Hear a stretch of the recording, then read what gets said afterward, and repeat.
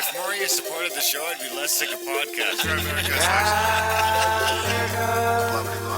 blah-blah-blah. Sending out good vibes. Blah-blah-blah. Good vibes. Good vibes. Blah-blah-blah. Good vibes. Good vibes. 108 breaths of deep gratitude and prayers for guidance and protection. And put on a didgeridoo and shamanic drumming track.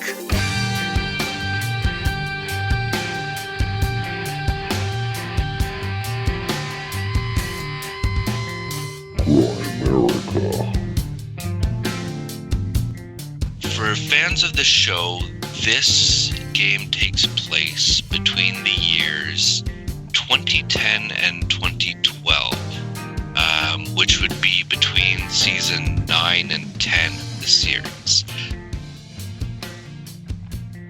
Okay, guys, welcome back to the Grimerica show. We're going to be chatting with Brandon Marsh a little bit later about his X-Files game he's developing. So we talk about that a little bit. We talk about some other X-Files-y type stuff along the way. That's a fun one. You guys should enjoy the chat. Of course, there's a little bonus app for you fucks. It's coming out halfway through the week. Little extra episode, number 303 is going to be a bonus. We have a friend of the show, Jordan, come through town, and he's in the igloo.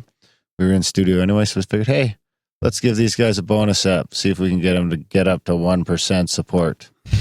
So, without further ado, before we welcome Jordan, we'll welcome Graham begging for money on the podcast. Dunlop, how's it going, buddy? Is that what it is now? Is that what This is people are that saying? one review. Oh, really? Yeah. Have I heard the review? Have I seen the review? Anyways, this was a good. They do have the X-Files game out on mobile. We talked to Brandon, who's like the PR dude. It was pretty cool. Talk about how the X-Files shaped culture, and it definitely shaped my worldview in the 90s. I mean, it was right after I was already interested in all the stuff, and then the X-Files came out. It was like the greatest thing. It was like, wow, these guys are actually talking about that, and how deep the mythology went with the government conspiracies. And then now looking like later on, like decades later, it's almost coming true. Have you seen the new ones? Yeah, I have. Yeah. Darren hasn't though. I've seen the first couple Did you? Yeah, me too. of the first new season. Yeah, they get good still too. I think Really? it's worth watching for Yeah. sure. I'm mad overboard. So welcome, Brandon. Anyways, good to Jordan. see you. Yeah. Oh, Jordan. Yeah. Brandon's coming on later after this ramble. After our lazy ramblings, which of course you can skip by clicking on the timestamp in the show notes or by hitting that skip ahead button. So what do you think of the igloo, buddy? Yeah, it's cool. It's Underwhelming. well, I didn't even know, like, going into the garage, and I was like, where's the studio? You know? It's a bunker. Yeah. Quite small. Yeah, welcome aboard. Yeah. And we're going to talk to Brandon. That's a fun one. What have you been up to, Grambo? Any seasteading? No. You on seasteady strike? No. What do you mean? Why would I? No, not at all. No, It's it's all too good. cold. You guys' off season I'm is coming. finally getting my health back. I don't know. It's been weird. The off season is coming fast. I know. It's like September's here already. It's been the fastest summer of my life. Every year I say that, but this year it was fast. Very September fast. sucks. Winter sucks. Yeah. August just seemed to fly by. It was all smoky and cloudy for most of the month, and it's just gone. Maybe we'll get a nice snuck on little Indian Yeah, you summer, never know. but Yeah. It's not looking good September's right can now. be good, yeah. It's been cold, miserable. Yeah, it looks sunny, but it's cold. It's even colder where you're from, so Yeah. I guess we should take some solace in that. Yeah. So what do you got, buddy? What's new? What do you got for this bonus episode Well, I mean, intro? I wanted to, I got a UFO quote already. One that's sort really? of Are we appropriate still to doing this that? X-Files mythology. Yeah, we're still doing it. It's not done yet. I was looking through it. I've got more 4 than I years thought. of UFO Got- quotes. So we got one Got more another than I year's thought. worth? I got more than I thought. So I'll have to double, triple up. A year's on it. worth? No. Down and Graham, we're going deep. It's a profound UFO quote of the week. Words to ponder and critique. It's a profound UFO quote of the week. All right, so this is I got a couple here. I'll give you a couple quick ones. In concealing the evidence of UFO operations, the Air Force is making a serious mistake. That was Lieutenant Colonel James McAshan of the United States Air Force. I don't have a year on that one. Seems fishy. What's the mistake? It's a big mistake of just keeping this from the public. Is it? Holding back the development of society. You say so. Yeah. I got another one here. Hopefully of these it's UFO better. reports, the radar/visual reports are the most convincing. When a ground radar picks up a UFO target and a ground observer sees a light where the radar target is located, then a jet interceptor is scrambled to intercept the UFO, and the pilot also sees the lights and gets a radar lock, only to have the UFO almost impudently outdistance him. There is no simple answer. And that was from Edward J. Ruppelt, USAF again, Captain, 1956. USAF. Yeah. USAF. Good stuff. A twofer. Hundreds and hundreds of UFO quotes you've given us. Yep. We're Yep. forever in your debt. I got more too. So No more. I do Well- have sightings from listeners I'd like to share with you. Yeah. Do we have a And jingle? they kind of combined with some feedback as well. What you want to do now? Sure, whatever you want. Okay, there we go. We had the new moon, dark sky, which is great. Had a plan camping, pitched our tent, went back there for the night. Crystal clear. Darkest night. Decided to read that meditation, did the singing bowl, and that shit starts happening. Pow, pow, pow. Okay. We started seeing flash bulbs. Okay. Okay. Streakers coming Okay. down. Graham Dunlop. Is Okay, turn it down. Setting star. Graham Dunlop. Jesus. Sea City Star. Blubbity. This is Obi from Portland, actually. Who is that? The one who came Greetings, Darren and Graham. I found your show earlier this year, probably around March. I love podcasts and I've been looking for something to scratch my UFO itch. I think your show came up on a Google search I did for best UFO podcasts. In fact, I believe yours was the first show mentioned. There you go, Darren. on? Obviously, they didn't search for best. It, They must have just searched for UFO it has podcast. been several months now, and I must listen to at least 4 or 5 episodes a week. I absolutely love your content. Finally contributed recently, and hope to contribute more as soon as I get paid again. Your show has become the only one I listen to. I love the intros and the banter between the two of you, and when you share stories from your listeners of synchronicities and the like. My heart warms with all the talk that you do about spreading the love and the good vibes. How you listen with such open minds with great questions for your guests. Really, you have changed my life this year and given me the most incredible reading list. Every single episode provides some new crazy idea for me to chew on to help me expand my awareness. From Atlantis to Antarctica to UFOs and the digital universe, I'm always challenged to think more about all the crazy shit around us all the time. Thank you so much for all you do from the bottom of my heart. I'd like to share a sighting story. Let's hear it. I'd seen a UFO once before, some years ago. I was out in the desert at Burning Man on the night of the temple burn. The atmosphere was somber and quiet as I'm sitting on the ground with hundreds, thousands of people, legs crossed, watching the sacred space go up in flames. My gaze drifts upward towards the starry sky. There I saw what appeared to be an ordinary satellite crossing my field of vision until it up and turned 90 degrees. Followed by several more angled course adjustments until it finally blinked out and disappeared. I live in a busy city, so I don't get out much to look at the sky. And since that sighting in 2012, I hadn't seen another until this very summer, just a few weeks ago. So I was on a camping trip with some friends. We were climbing up in a boulder field near Mount Hood in Oregon. Oh, is Mount Hood that one where the East City Ranches, or is that Shasta? No, I don't think know. that You're is the Mount member. Hood. I think that is, no, ESETI. Oh, Not ESETI. that. I think that is Mount Hood. No, Is Mount Hood the volcano? I think ESETI is near Mount Hood. I get those mountains mixed up because they all seem cool, like Shasta and Hood. And Oh, because you're making shit up. Is it Mount Shasta in California?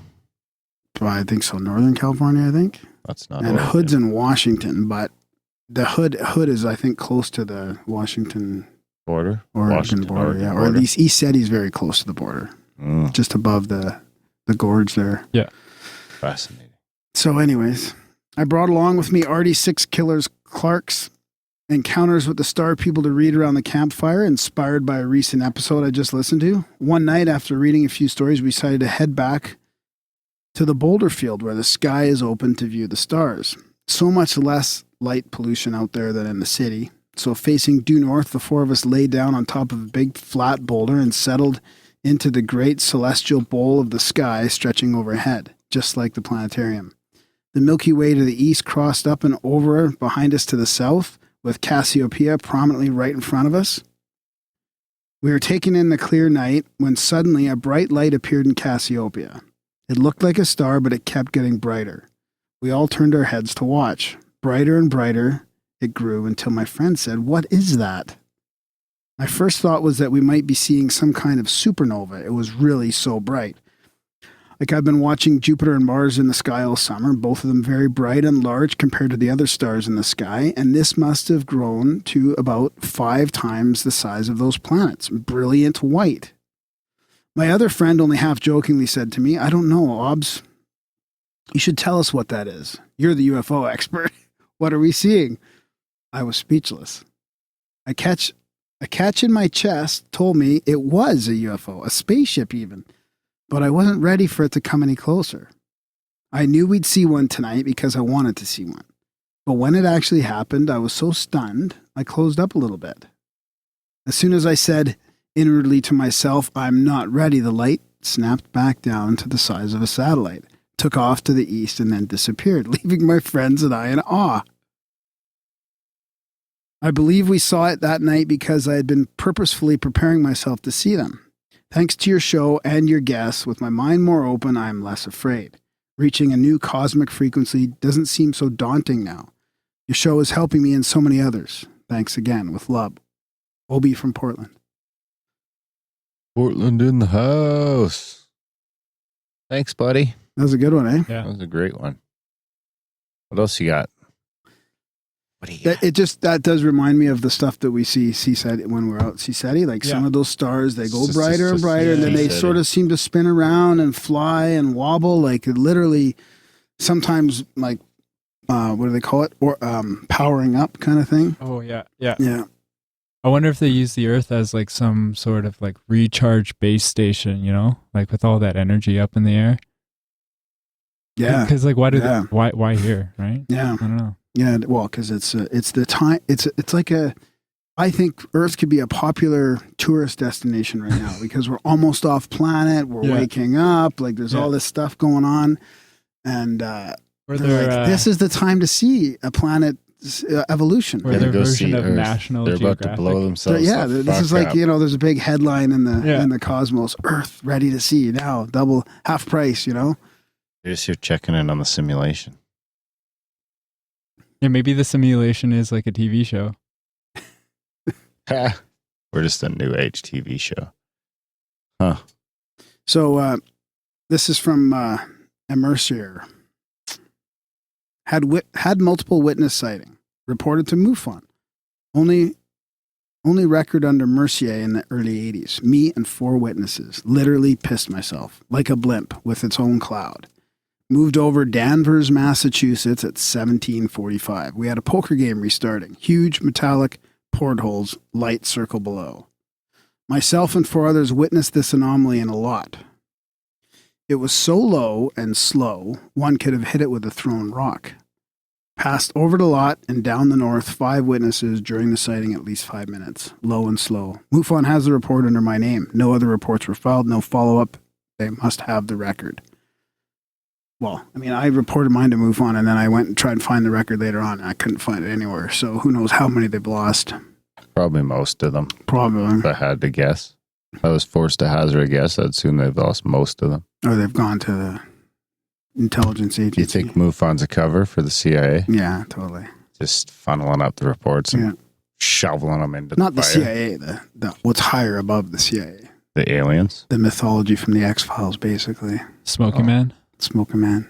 The Smoking Man at Burning goo, Man? The Black Goo and the Smoking Man have all the MUFON reports. Are they at Burning Man together right now? Probably. They're at a private stage there. Yeah, exactly. Matt Beller's at Burning Man. They're in a cloaked UFO watching it. Yeah, they're with Elon Musk. Yeah. We got to send you to Burning Man one of these years. Well, we should go together. Burn and Graham. That's a good one. Low. So honestly, the thing was so big and so slow over a populated area, other people should have seen it. It actually made a gentle move to avoid a church steeple. It was that low. Wowza. Mercier, 2 Maloney's, a Georgia Casita, and a guy named Steve watched this thing for many minutes. It was a strange thing, huge, and it had a cloud around it. We thought the Goodyear blimp was crashing. You guys do good work, and this story ain't no bullshit tale. Scariest thing I ever seen. And then I kind of emailed him back and forth a little bit, getting more information. And he says it was metallic, silver, and round, real big, had its own cloud or mist. The only thing that made sense, pattern recognition, it looked like the nose of a crashing blimp. It had big circular light on the bottom, many spinning colors. I also thought of the ship from Lost in Space. It looked like that when it passed over and we saw the lights. I probably wrote of this incident a dozen times on the net in the last decade, various forums. A peculiar thing, and we all agreed we were not at all crazy. Godspeed. So thanks for the follow-up emails, and thanks for the sighting report. Really appreciate it. Fits in well with this X-Filed episode. X-Filed? X-Filed. We're going to X-File this episode as a bonus episode. Yeah. Careful, you're going to get us sued. I represent the estate of David Duchovny. Chris Carter? I guess it'd be Chris Carter. But yeah. Yeah, what'd you think? What? What'd you think? Good? Yeah, good one. What was this about begging for support? Well, you like to There's beg a for review? support. A review, a negative review or a positive one? He said he stopped listening to the show because of all the begging for support. No, that was, I think I saw that. I think you took it out of context. No, I'm going to take you out of That was you on Twitter begging for support. It wasn't about us on the show. Oh. Is that the one that we Could already be. read? Could yeah. be. Yeah. Could be. You already fake newsing me over Fake there. news and yeah. Come Fake on. news and you motherfuckers. He's trying to tell This me is we why got he's a off new Twitter report now. about. Yeah, I'm This off is why you're Twitter. off Twitter. Too much fake news. Check out Grimerica.ca/support, guys. Do sign up for a support model today if you can. There's weeklies, monthlies, yearlies, Patreons, things. Oh, yeah, I should mention to the Patreon people that I don't post the episodes there individually. If you go through the Patreon posts, you'll find there's a couple of them in there that have all the login information for the Black Budget feed. There will be changes to the Black Budget feed coming up as we migrate into the new website. I think that's still a couple weeks away. Yeah, I think so. And we'll let you know. Yeah, we did talk about some more. You do want to be a supporter before we launch the new website. Yeah. I'll tell you that. You're going to want to be a supporter. Grimerica.ca/support. Do that now. We'll wait. Yeah, there's other ways too. Reviewing the show is helpful, right? We got 300 US reviews. We want to get that up to, let's say, 500 or 1,000 would be nice. Would be good. Yeah. On the Get that up to iTunes before 1,000. we Get them all booted to off. 1,000. Fuck iTunes. Yeah, that's Grimerica.ca/iTunes. Will get you there. You review the show, share the show, tell your friends about this motherfucker, all that great stuff. Here's another bonus episode coming at you. Here we are on a Sunday, middle of the long weekend. Before we get into it, I do want to hear from Jordan a little bit. Oh, right. What kind of do you want some guest topics? What would you like to see us talk about on here? Like on Grimerica? Yeah, exactly. Yeah. I don't. Or what have been some of your favorites? Well, I don't know. I'm personally into magic, but all right, cool. I really like Jason Louv, but I want to hear Jason Louv talk more, not about his book, more about his practice. You know what I mean? Did you like that other show we did on magic with Joe Roop? Or no, that one too. But there was one from the guy who was overseas. Oh yeah, with the Egregore. Yeah. Okay, so I got a story about the Egregore. So that's that. It's like a thought form that you create through giving it attention. Was it that one? I think so. Yeah. Yeah. And it wasn't Like quite a tulpa. tulpa, but English guy though, right? Yep. Yeah. So I took it as advice at work. I was a baker, and I was kind of screwing up at the at like knowing when to take the things out. You know, sometimes timers don't go on. Mm-hmm. You're thinking about things. So I made an Egregore, and I did what he said. I imagined him, drew him down, gave him a voice, gave him like kind of a bit of an attitude. He looked like the Pillsbury Doughboy, just because work environment, cooking, and I gave it thought and attention to the point where I would be able to know when the things were done. They would come out perfectly, and and so what you have to do is every time you get reminded in that voice or whatever, or you see them in the corner of your eye, you thank them, and then when you fuck up or whatever, you give them hell, right? But it's a little bit related to neurolinguistic programming, and you're just creating programs, right? You're just writing the software, putting it in, and making sure you're making updates to it. So you don't really have to take the magical aspect of the egregore aspect, but you can just like do it through NLP and kind of make these little subroutines in your brain. But that was really good advice from that episode. I really that was that. Lionel Snell, I think, right? That episode? Yeah. I thought that was a fantastic episode too, and it was one of those things where I thought I have to do more of this. I think he was saying just talk to things more often. You can have that conversation, not necessarily with yourself, but to that thing you're talking about. Well, and if you can name it, you can control it, right? Yeah. There was some other good advice too. What was I trying to remember from that episode? Some real easy, practical. Well, and I think that's the thing that might be good for Grimerica. It's like trying to get more actionable takeaways from the guests. Like I really like to listen to the podcast and be like, okay, how can I implement what they're saying into my own life? Right? Yeah, into my own growth and into my own So going out into the woods and summoning UFOs. Why not? Yeah, go with Graham. Yeah, I think he's halfway to Edmonton anyway. When sometimes he does we go halfway to Edmonton. Yeah, Red Deerish. Yeah. Take it easy on the young fella. What else you got? That's about it, I think. Anything else? We'll keep it short and sweet. Yeah, we got another one coming up in a couple of days. So bonus ep. We're here in the middle of our long weekend, so we'll wrap this shit up. Slaving away. Nice to meet you, Jordan. Thanks for all your help with the show, and it's good to see you in the studio. Cool. Yeah, hopefully we'll see you again here. All right. Enjoy all the X-Files chat with Mr. Brandon Marsh.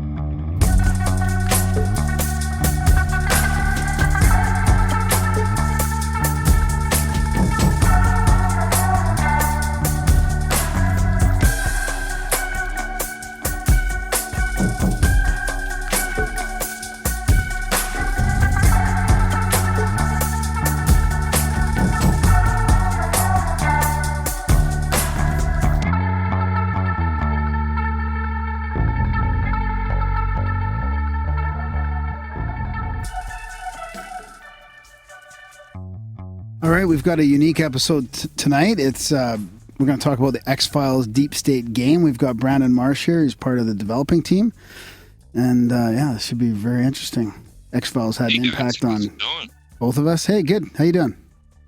Good. Yeah, thanks for joining us. Well, thanks for having me. It's good to be on the show. Yeah, it's like I was just going to say, the X-Files had an impact on Darren and I. Probably, I don't know. Darren was probably quite a bit younger when it came out, but I mean, it really did. It was one of those shows that I was always watching it, always following along, and it really did sort of open things up. And now looking back, like 10, 15, 20 years later, probably that long. 25 years. 25 years. I remember watching the one with the tree monster. Yeah. And I have a feeling that looking back on this show, like things will probably be a little closer to the truth than we thought back then 25 years ago. Yeah, it wasn't a TV show. It was a documentary. You just didn't know it. Exactly. So you always been interested in it? Oh, yeah. I'm very similar. I was just in my youth when X-Files came on, and it was totally my jam. So I was very hooked right from the start, and coming to work on an X-Files project was sort of kind of a shock, but a very exciting kind of dream come true. I mean, maybe I'll send you a picture after. I literally have like a I want to believe poster up on my workboard right now. Nice. With all my to-do list. Nice. So do you follow along with the regular conspiracies of, that sort of parallel that, like the UFO culture and all that kind of stuff? Or you like when I've gone through many a rabbit hole. Let's put it that way. So Yeah. I'm no stranger to most of the topics that you've covered, and actually, I was looking through your guest list recently, and most of your guests are really outstanding, or I've seen them, heard about them, or I'm kind of catching up with a few people I hadn't met before. Yeah, that's awesome, because it's so interesting, because when I meet people and I tell them that we do this, or even if if I'm talking about the show to some people, it's funny because you either, like yourself, you probably know like 50 to 80% of the guests that we've had on, or you've heard about their name or something, but it's either that or people they don't know a single name, or they won't know of anybody that we've talked to. It's really interesting because so much of it overlaps, so much of it is about like the war on consciousness or this, sort of conspiratorial thing. Yeah. And I think that it's sort of like, especially with the internet. I mean, you remember sort of this early 90s internet culture, and the X-Files community really took root in that culture. I mean, that was one of the defining elements of the X-Files, is the fan culture really was an early adopter of the new technology. And now, 25 years later, we see that the whole, let's say, not just conspiracy community, but I don't even know how to define the community nowadays, but everything has just matured. Like before, you could go into message boards and just read all sorts of really interesting stuff, out there stuff, and you had to kind of be discerning.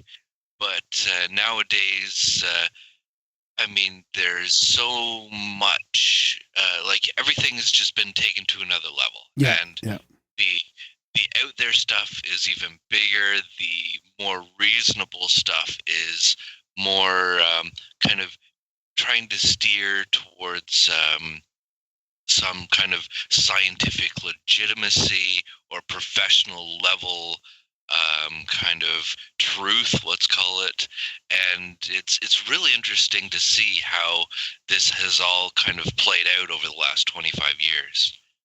Yeah, very much so. Like we were just talking about the lone gunman, because you got a shot of our studio here. It looks like we're conspiracy central in somebody's basement, and yet this is happening all over the place now, right? The lone gunmen were like this little, like they were kind of doing their own little underground thing with, like you're saying, with technology, and now this is happening all over. Everybody's doing these little podcasts and talking about all this stuff openly. And then look at all the other topics like you were talking about. I mean, ufology and even cryptozoology now. I mean, that's just huge. Even the ghost hunting and all that. I mean, every little topic that the X-Files talked about, as like you said, has exploded into either close to scientific validity or at least a huge culture in itself. So do you think it was drip feeded? I think it's almost, if you look at the two characters of the X-Files, I mean, Mulder and Scully, you have the two elements that the, let's say, community needed. This kind of open-minded belief in whatever is out there, and this kind of cold, rational, scientific approach to, being a skeptic. And throughout the series, those two let's say ideals kind of shift between the two characters as well. Yeah. In some ways I wish it would have shifted between the metaphor of our polarized culture, like well, in some ways it has. I mean, there's a podcaster that I really like, and he's always saying,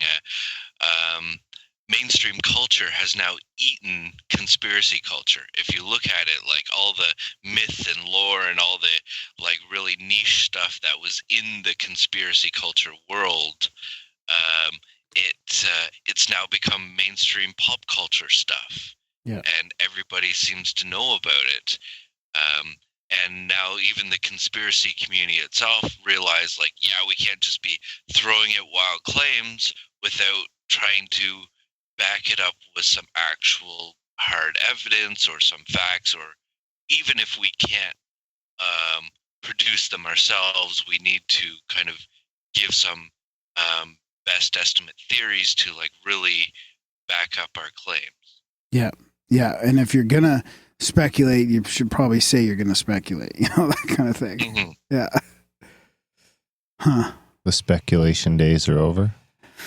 So, no, I mean, if you look at it, who's still the top conspiracy, show podcaster, our good friends Alex Jones. He has no problem just throwing what else is out there, and I don't think he's too concerned about backing it up with like serious hard evidence sometimes. yeah, a lot of times he ends up right too. So, Yeah, true enough. All right. Yeah. So, How did you get into developing games? Like, is that coding? Is that a coding thing, I guess? Well, myself personally, I'm looking after everything outside of the game's development. So we have a small team here in Estonia, and we are partnered up with Fox Next Games for the X-Files Deep State. And I've been working at Creative Mobile as well almost 5 years now, and on the X-Files project since last fall, basically. So I've been seeing the game through its release and post-release, and actually very exciting. As of the recording of this podcast, we just released our new chapter case number 7, which sort of kicks off the second season of the game. oh, nice. Good timing. I've only played the first 2 maps. It's so far so good. I mean, the response has been really nice from the fans, and we've had a lot of fun releasing the game, let's say. That's good. So is it mainly a mobile game then? You can play on mobile and through Facebook. Okay. Oh, I see. Okay. Huh. Is that sort of where some of the games are going now, through Facebook? Is it mostly Facebook, or is it sort of a mix? I would say our company specifically focuses mostly on mobile gaming, and Facebook is there for extra accessibility for anybody who wants to play through their PC. Right. So we kind of try and hit the largest audiences as possible. Yeah. So maybe you should talk a little bit about the game then, and then we'll get back into like the culture and some of your favorite parts of the X-File. Okay, so I'll give you a very brief introduction for those who haven't played the game. The X-Files Deep State is a hidden object adventure game. So it's for fans of the show, this game takes place between the years 2010 and 2012. Which would be between season 9 and 10 of the series. So at the end of season 9, effectively the X-Files had wrapped up. Mulder and Scully move on with their lives and, whatever. But there's a very kind of untold story there, because the whole premise of the X-Files was leading up to the December 21st, 2012, alien invasion, Mayan calendar, like all this stuff was really going on. But we never get to hear what actually happened, what was going on during that time. So the game is telling the story in between. And to answer many people's questions, no, you don't play as Mulder and Scully, because that would be uncanon, let's say. So you play as a rookie FBI agent who gets pulled into some strange cases and sort of falls down the rabbit hole, if you will. And the more you start investigating, the more kind of things start to unravel, and ultimately you end up in the X-Files unit. So just like in the series where you have mythology and Monster of the Week style episodes, the game is set up the same way. So each case is sort of maybe dealing with a bit of mythology or a Monster of the Week sort of story. And you are investigating crime scenes, sort of making moral decisions or making choices about how your character wants to respond to things.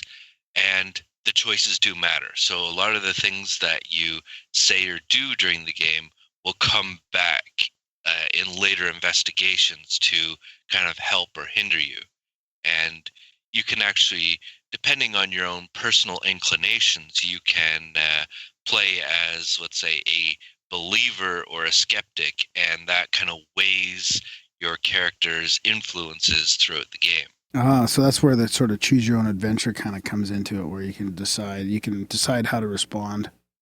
Exactly. And towards the end of each case, you're sort of posed with a very, let's say, heavy moral choice or decision that you have to make. And it's always funny to see people's reactions, because even with the first case, I can maybe spoil it a bit.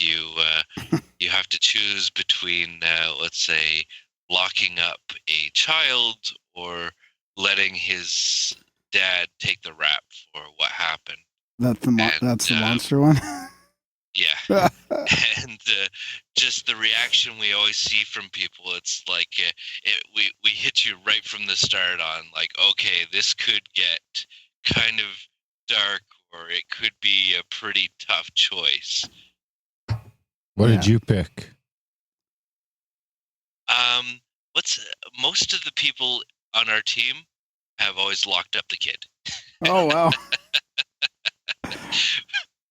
But even during play testing, we've had a lot of emotional reaction to that too. What were you going to say, Darren? Oh, nothing. Huh. I lock up the kid. So then that was the first case, and then you go through. So you guys have released the 7th one now. Correct. Yeah. So the first season comprises essentially 6 episodes, and we're doing it kind of in a seasonal format. So the first 6 episodes all sort of tied together in an overarching myth arc. The second season is really going to get more in depth, and for fans of the X-Files or conspiracy culture, UFOs and all this kind of stuff, we have so many Easter eggs and references. Like, everybody on our team is an X-Files fan, so we've really jam-packed this game with so much detail that you'll see some small references or some small visual references throughout the game, and you'll say, aha. I don't want to spoil it, but even you, the main character, tie into an episode of the X-Files. Ah, that's cool. Perfect. I what was I going to say about that? The Easter eggs and the the X-Files, like just like they do in the show. Like they had that text. You didn't watch the new episodes, Darren, but they had Mulder's text, and it talked about the Reed, the senator or whatever, in the disclosure. Was he the smoking dude? Senator or whatever. No. It's a reference to really what's happening in the UFO community. It's really interesting. Yeah. Mm-hmm. Yeah. And then they have the black, like that black budget hangar with the big spaceship in there. And yeah, it's super interesting how they tease you with stuff that's actually happening in current events.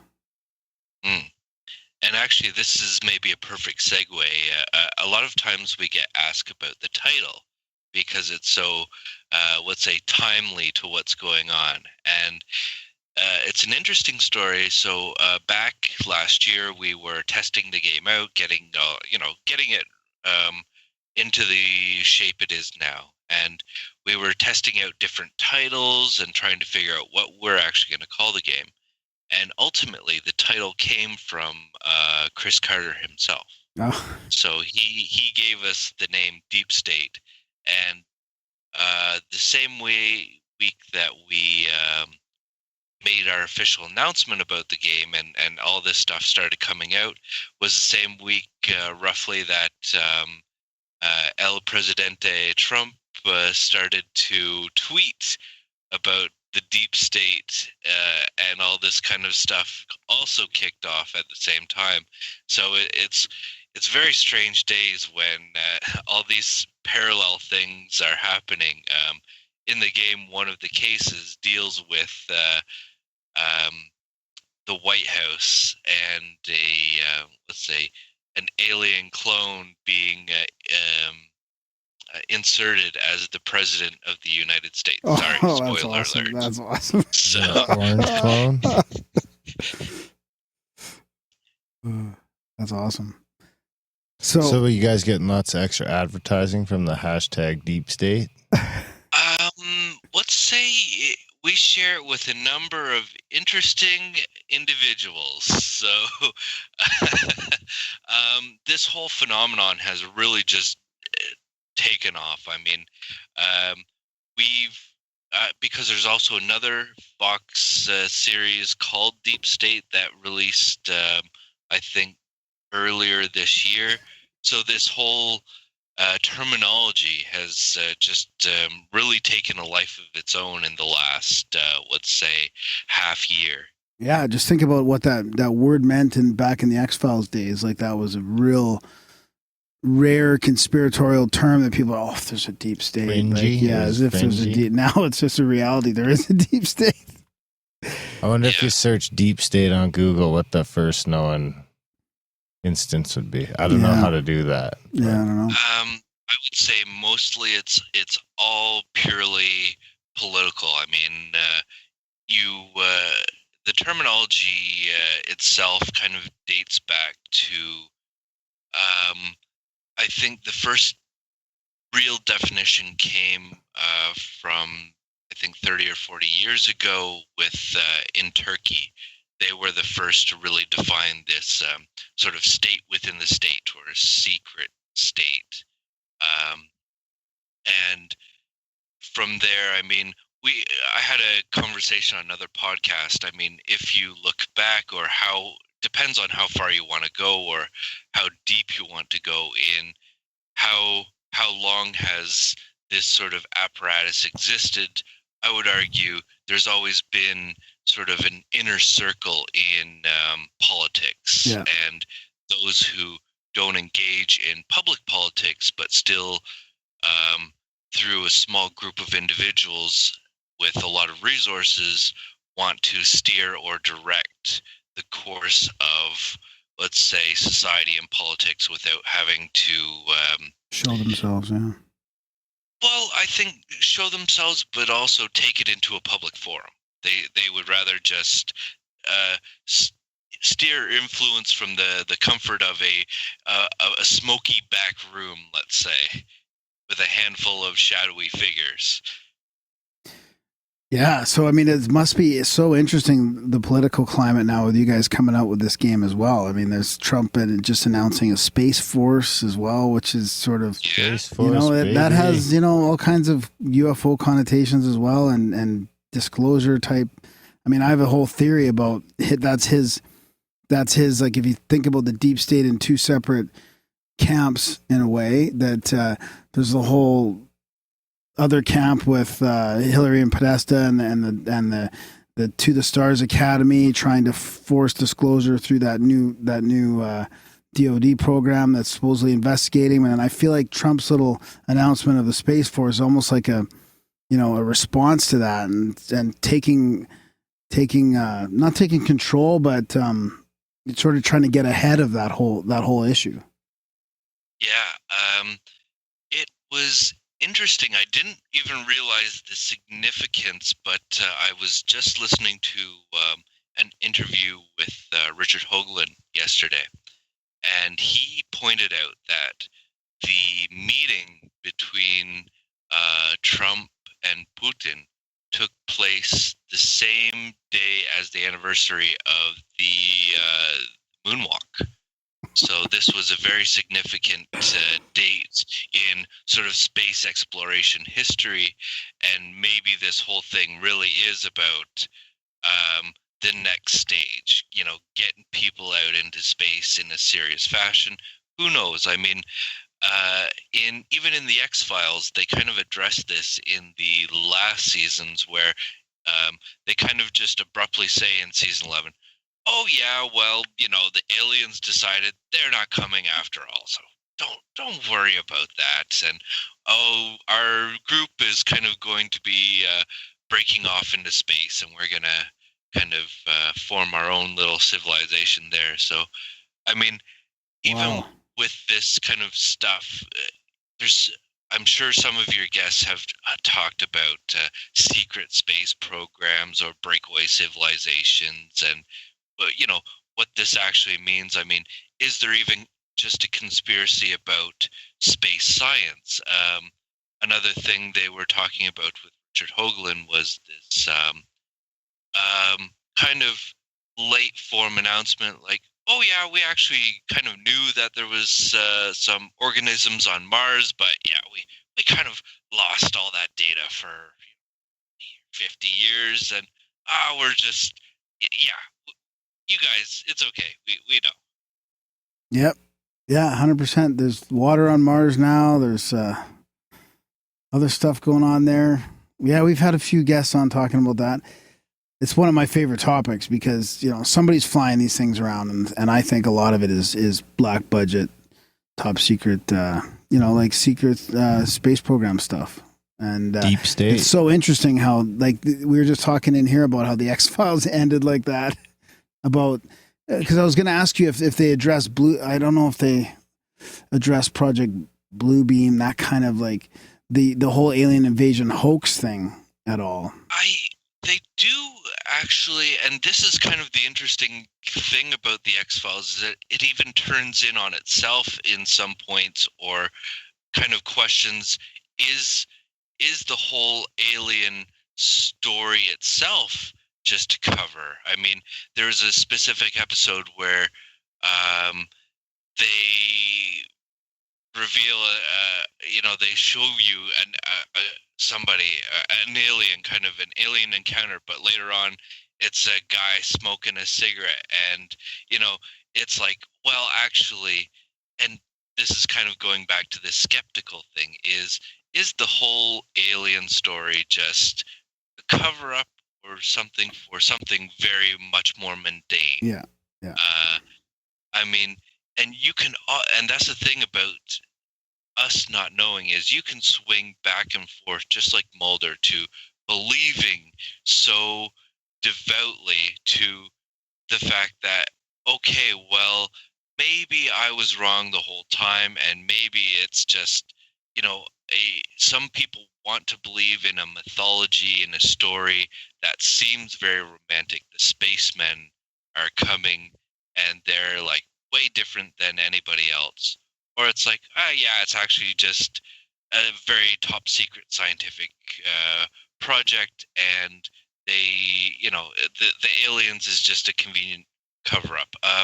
There's a documentary about this whole topic, and where government agents were leading people on to believe that, yeah, some of this military tech was actually alien technology. Which documentary is that? Mirage Man or something like that, or no? Yeah, Mirage Man. That's it. Yeah, that was good. I really liked that one.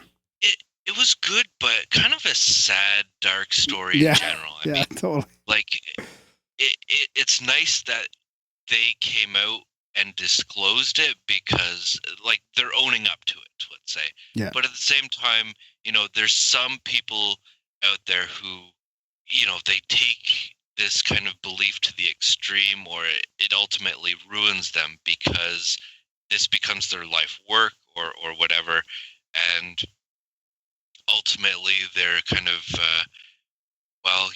what are they chasing after, like paper dragons or something? Yeah, it's tough because it's easy to we flip flop back and forth a little bit here as well. But what gets you is the high strangeness or the technological, the sightings and the evidence that people have of crazy craft flying, like just stuff that you don't think would even our top secret highest tech possible could do. It's like. Mm-hmm.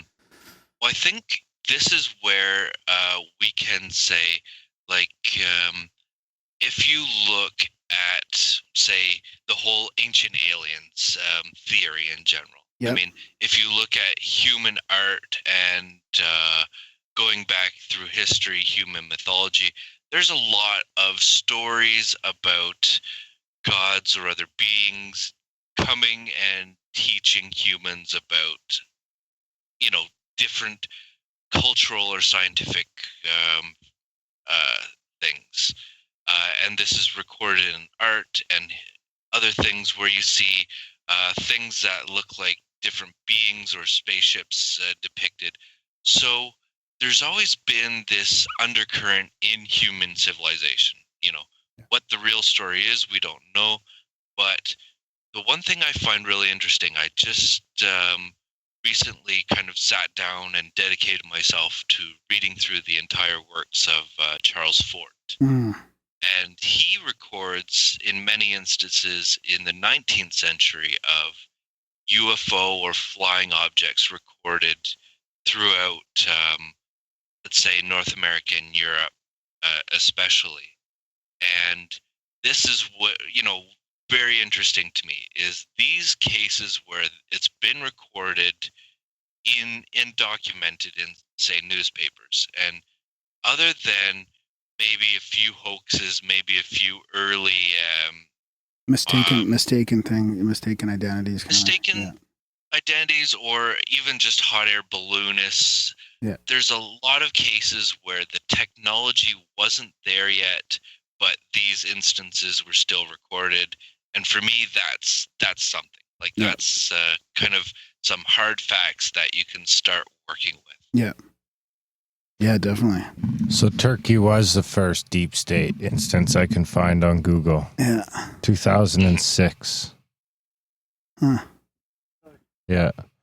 He said the deep state exerts considerable influence through the civil service and security forces, swaying appointments to key bodies such as those regulating state broadcasting and higher education.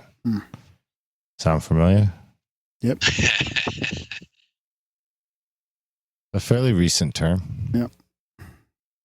What game are you going to do next? Can you sneak some Grimerica Moais in the background? Maybe. I think actually in our next case, it's very, very topical and very close to your motif of the Easter Island heads. I can't give away too much now, but so I could maybe give you guys some teasers. Yeah, like megalithic, old ancient crime site fighting kind of podcasters from Canada. So what's the teaser on that? Well, I can't say too much because it's still in development, but as it's coming out, maybe I can send you guys some actual teasers or promo images. Okay, yeah, that's cool. Yeah. So, what was your favorite? What was your favorite topic or part of the X-Files? The whole thing. Do you have any favorite? I think one strength about the X-Files that I really like is the diversity of topics. I mean, and the diversity in which it's presented. You can present any kind of genre story through the lens of the X-Files. And if you combine this with, say, you have a different lenses in which you view it. So your Monster of the Week episodes can be a sci-fi thriller, it can be a horror, it can be a comedy.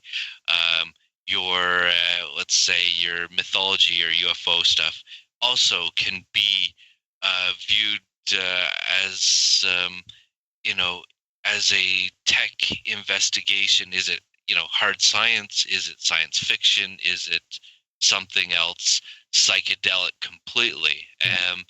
So my favorite episodes are really I would say early on in season 3. This is my favorite season because it really hits the stride there. It kind of really introduces all the strongest episodes that carry people through the entire series. And really, I think this is, for me, season 3 and 4 are the defining seasons of the X-Files. The first episode I ever watched was Jersey Devil. So that was actually season 1. So I'd have been just a kid. I was just a kid. Yeah. Yeah.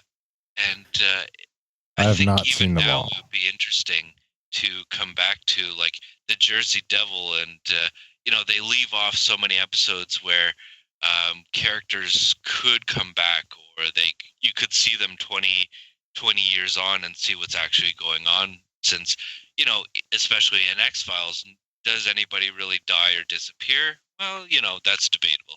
Yeah. I loved all the mythology ones. That was my favorite. Just like I always look forward to the mythology ones. I should go plow through them all this winter. Well, you just watch the newer ones. Nah. What? Yeah.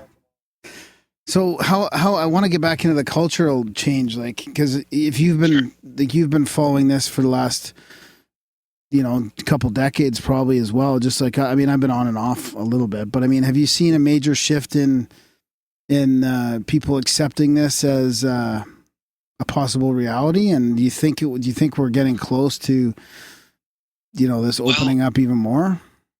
I think, in the, let's say, 25 years that let's say this whole phenomenon really kicked off, if we look at the maturity and the overall level of acceptance as it was back in the late 60s, 70s, 80s, it was primarily kind of very difficult to even obtain materials, or you had to listen to some crank on a ham radio spouting out whatever was going on. You didn't have access to even the kind of materials or information, or you really had to search for it. Yeah, you had to mail out, like subscribe to newsletters, probably like getting mailed to you, like. Yeah, and nowadays, all this kind of stuff is at your fingertips. I think for most people, there's like this. In the mid 90s, especially, there was sort of this real opening up of everything with the internet and access to information, opening of thought to UFOs and aliens in general. It became like kind of a cultural hype, and everybody was like, yeah, millennium and the spacemen, maybe they're going to come at some point.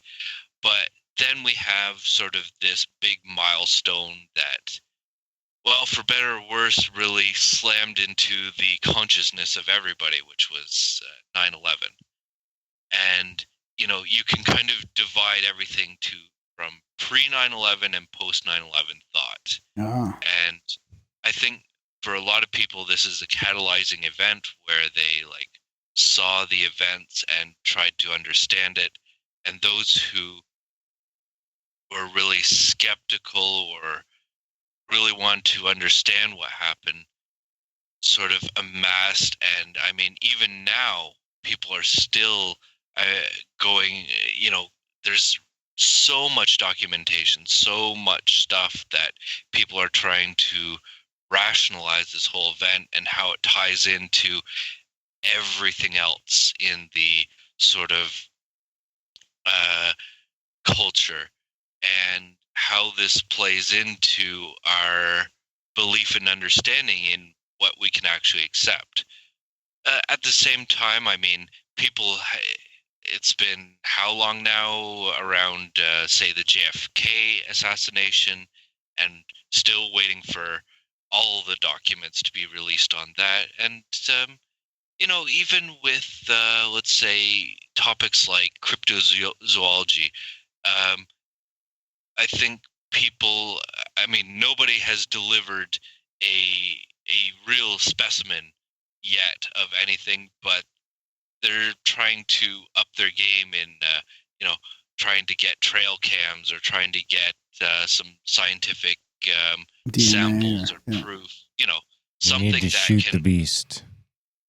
Well, in many states, I believe that's against the law. Like, they're a protected species, aren't they? You'll It get should enough be. money you'll win in court you'll get a good lawyer. Every lawyer on the planet will be lining up to defend you in the first ever Sasquatch case. Looks good on a resume. You can't shoot him. You guys can try. Keep trying. He's just going to keep fading in and out of existence as your bullets go through nothing. I mean, you can't fucking kill him. I'm telling you, it's a waste of time. You might as well try and love him and bring him in that way. And that's the way to get him. Love is the key. In general, everything has also gotten. We've reached a point where even the let's say the fabric of reality is questionable, and so there's so many people who can talk on these high metaphysical topics now, and it's approachable to let's say the common person, whereas if you tried to talk about this stuff 20, 30 years ago, they'd probably lock you up as some kind of mad person. Yeah. Now even teenagers and youth are being woke very early on. Sometimes the wrong way, but well, hey, I mean, if you even look back on yourself when you're younger, like, totally. I kind of shake my head at some of the things, but it's all part of the journey, right? Totally. Like, you kind of. There's different levels and stages of awakening for sure. What's the first stage? I don't know what the first stage is. That we're living a lie, maybe. What stage are you at? Stage. What stage are? I don't know.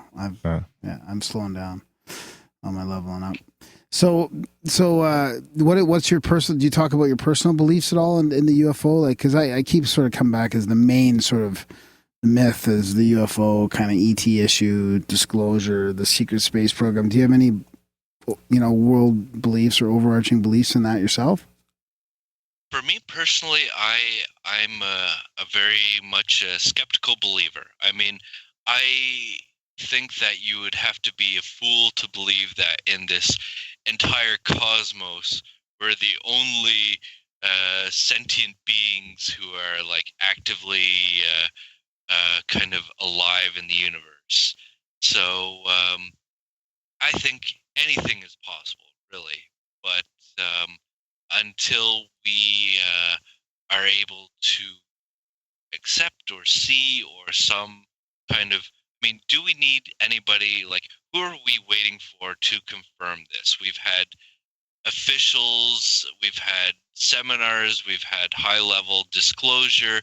Like, are we just waiting for, like, a spaceship to land, somebody to walk out and, like, give us a public live stream of their existence? Like, what are we actually waiting for? Live stream. Yeah. No, I know what you mean, but I mean I think we do need something to change, like, because that is a big change. If it becomes, and not globally, because a lot of cultures already believe this. I mean, the star people and all this. I mean, a lot of these cultures it's an accepted fact. But us in the West here, and I don't know what it's like in Estonia where you are, but we need I think we need an overall change. We need the paradigms to shift, that we are not really alone. Like, if everybody believed that we weren't alone, that would change a lot. Well, I mean, if you look at, there's this whole kind of theme around Reagan and Gorbachev talking about, if an alien force or race was actually disclosed and they were hostile, then suddenly humanity would realize that they're one entity and that world would come together. The superpowers, US and Russia, would unite in defending the planet Earth. And this was sort of even the topic of Watchmen. Sort of, even if this alien entity wasn't interested in disclosing themselves, maybe they would just genetically engineer one and make it so that world unification happens one way or another. So, ultimately, you were asking about the first step. I think it's just accepting that we, as a human species, are all on this giant flying spaceship through our local universe. Like, once you can accept that, I think that's really the first step. Yeah, and look at how much has changed since the X-Files started, just in the planet, the search for planets and stuff, right? I mean, now they're saying now they know there's billions and trillions of stars, and every star has planets, and I mean it's the moons are possibly habitable. I mean, it really, like, the science is also billions of galaxies skyrocketed the possibilities forward for this. What was your favorite X-Files episode? I liked all the mythology ones. I'll pick one. No, I can't pick one. I don't remember right now. You're putting me on the spot. I liked all the mythology ones. The ones with the gray goo and the eyes going dark and stuff. Those the gray goo. The purity, the black oil. Yeah, or the guy with the "Hey man, nice shot." The fire starter guy. That was a good one. Is there one with birds? I don't know. Birds? Yeah, probably. The Jack Black episode? Jack Which one was that? Oh, yeah, Jack Black is fucking hilarious. Yeah. Huh. I'm gonna watch some X-Files this winter. Yeah, we should do it again. Yeah, this has kind of spurred my interest in it again. It was such a good show. X-Filing. Yeah. So many people critical of it too, though. It really strikes a chord with people on both ways, right? Like, even a lot of the fans are pretty critical. I mean, even the fan base itself is very discerning. Yeah. I mean, it's such a dedicated community of fans who absolutely loved the show and incorporated it into a major part of their lives.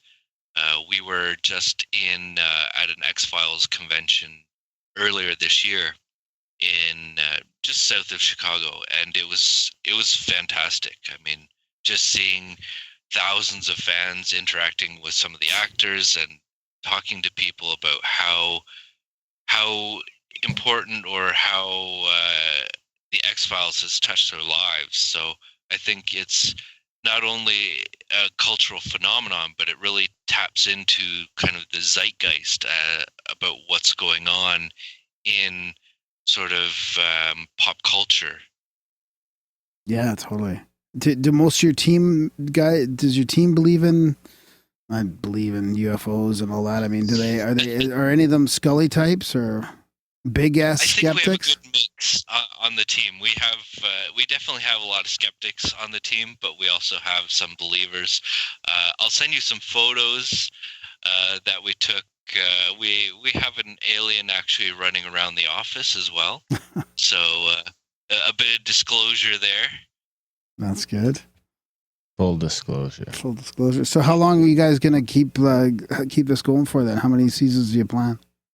Well, we've got a lot of episodes written, so essentially it's up to the fans. I mean, as long as they are supporting the game and interested in seeing this game, we have lots of stories to tell. So if you search up X-Files game or X-Files Deep State, download and play. Let us know what you think, because that's the most important thing. Okay, and then how? Sorry, continue on. What's the most important thing? Just the fans. As long as we have players playing and supporting the game, then we've got stories to tell. That's good, and it's been going well so far. Yeah, the response has been great. Fans are really loving the game, and I think as more and more people are discovering it, so the X-Files itself is going to be celebrating its 25th anniversary on September 10th, and we're sort of gearing up to, really celebrate this as well. Yeah. Awesome. So is there a cost to it for people, or how much does it cost? So the game itself is free to play. You can buy a season or case pack depending on how much time you have. So you can customize your character. You can sort of skip over some of the energy requirements, or you can just play for free. And however you want to do it, but making purchases helps to support the game. We don't make money any other way. So this is the way to kind of ensure that we're going to have more episodes to help us out. So if you're getting some value from the game, you got to buy the next power-up so that you can keep getting some value. Well, essentially, if you find any value in the game, help support the developers. Yeah. No, that's good. Yeah, that's good. Well, I like how you put it out for free, and then people can customize it a little bit, put some money in that way. Yeah, that's good. I'm gonna get the first whole set. Yeah, I'm gonna get right into it now. Let's race through it. Yeah. It's not a race. It's a race. It's the journey that matters. Yeah, man. well, now you have a whole, let's see who can get to case 7 first. Yeah, How about that? Yeah, exactly. There you go. Right on. Well, is there anything else you want to mention before we wrap it up? Sure. Hang on. Before you do that, Brody, our producer's he's got a question here. He's our resident gamer. Yeah. Okay, hang on a sec. He's just gonna get to the mic. Yeah. Check. Yeah, check. It's on. I was playing the game and I just wanted to know if there was a way to, turn off the text to speech thing. If there was some sort of sound option, because that'd be $20. That'd be $20. That'd be $20, but Brody. that's really annoying after playing for more than 5 minutes straight. Yeah, go into your settings or your phone settings. You should be able to. Okay. Okay, awesome. Yeah, I just couldn't find an option for it. Yeah. There you have it. Right on. Yeah, no, that was my real only live concern tech with the game. support. There you go. Yeah, perfect. You never get a response And if you have any that from Blizzard. problems, don't hesitate to contact us through Facebook, Twitter, Instagram. Our team is really helpful, and we also have a Facebook group as well. So feel free to contact us anytime, and we've got you covered. Right on. Yeah, I mean, it's great. It looks pretty cool. Great graphics. It looks like we played a little bit here tonight as well, and it's pretty fun.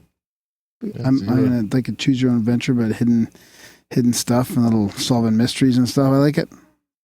Yeah, well, good to hear. Thanks, guys. Yeah. And I guess, would he take the shot? Would you shoot Bigfoot?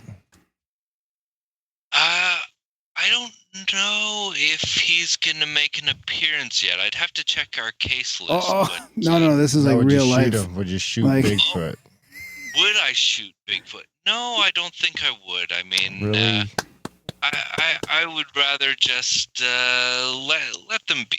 Another one for Team Graham. Yep, that's my team. I'm wearing the Save Sasquatch shirt right now, actually. Yeah. I gotta say, Brandon, I'm a little let down. I really thought you were gonna be a shooter. I thought you were a logical guy. Well, here I'll throw it back at you. Here's my ultimate conspiracy: is that Bigfoot shot JFK. That's another reason we should shoot that motherfucker. Bigfoot's part of the deep state. The real deep state, the one that goes into the inner earth, Yeah, I like that one. The inner earth deep state. Yeah. Doesn't get any deeper than that. So what else were you going to say before we let you go? I think we interrupted you there. You were going to say a couple things before. I was just going to let people know how they can find the game and all that kind of stuff. If you want to give them a wrap-up pitch. Sure. Yeah, okay, absolutely. So, we are on Facebook, Twitter, Instagram, YouTube, all over the place. Most places you can find us as X-Files Game, all one word. Our website is xfilesgame.com. You can find us on Google Play and the App Store, as well as Facebook. And please download the game, try it, let us know what you think. Right on. Yeah, I'll put all those links in the show notes. Yeah, that would be great. And try out the game, leave a review. Yes, Tell them Grimerica sent you. Yeah. Spam the comments with some Grimerica spam. Yeah. And then, yeah, thanks for coming on and talking about all this other stuff as well and getting into some cool deep state conversation. Yeah, hey man, the truth is out there, so we're just we're all trying to get it out there in our own way. Right on, buddy. There you have it. Right on. Thanks, Brandon. Enjoy what's left of your day. Well, I guess you're just getting started. Yeah, my day's just getting started, but looks to be a good day. Thanks, guys, and enjoy the rest of your evening. No problem. Take care, buddy. Bye-bye. Okay. Okay, take care. Bye-bye. And that was our chat with Brandon Marsh. Yeah, right on. That was fun. It was a good one, eh? Yeah. I love talking to people like that where I don't know how much they're really interested in all the stuff. You know, and he's just talking to Richard Hoagland yesterday, and we should get that the real life what was their name again? Those tech guys, and we were talking about the X-Files. The Lone Gunman, yeah, Dean Haglund. Yeah, we should get him on. The Lone Gunman? Yeah, that's one of the guys. That's the Bigfoot he's involved. JFK guy? He's involved in that. So yeah, it was good. Yeah, what do you think? That was a good one.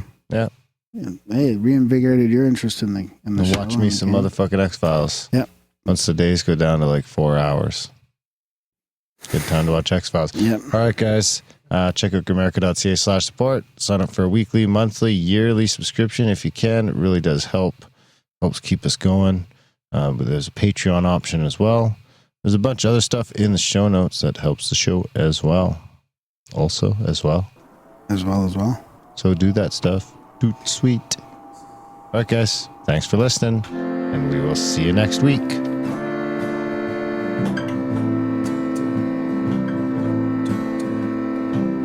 Somehow I built a rocket ship out of the stuff dreams are made and popsicle sticks. Please look at my rocket ship schematics. Tell me you can fly to the moon. Tell me I'm not a lunatic.